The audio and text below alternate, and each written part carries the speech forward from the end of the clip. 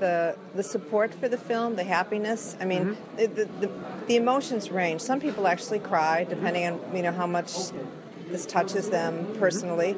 Other people have very political questions about it, and other people are just exposed to the movement for the first time. We call it Gulen 101 or Hizmet 101. Okay. I've lived in major metropolitan cities my whole life.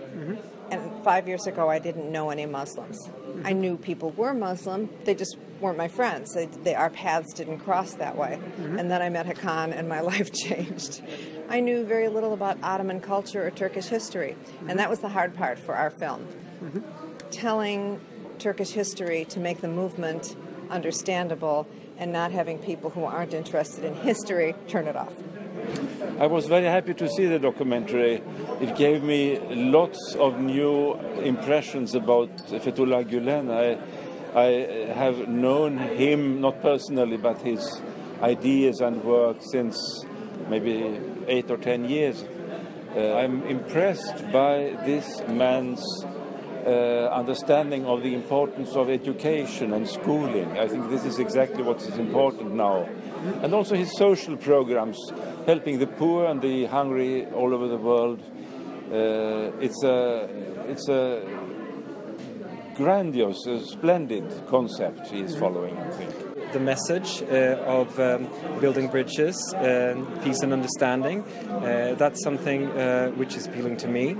And I think it's very important today that we speak with one another, regardless from background and things like that.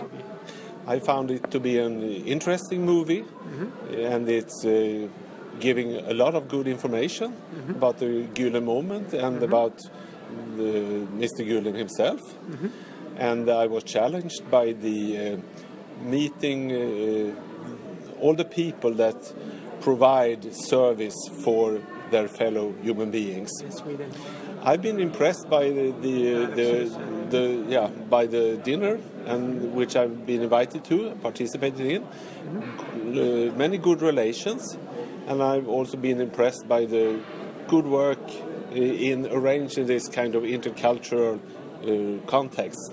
I was very impressed about how they try to work with children in areas that usually do not get education.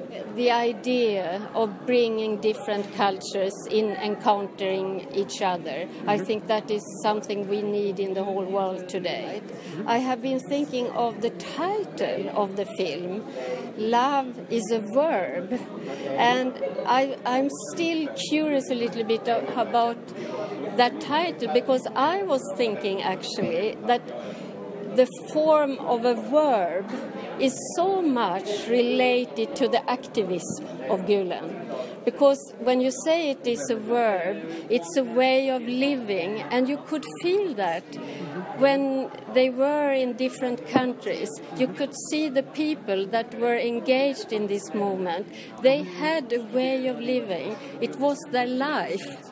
And I like that very much. And I think, love is a verb, is actually an action, a way of living.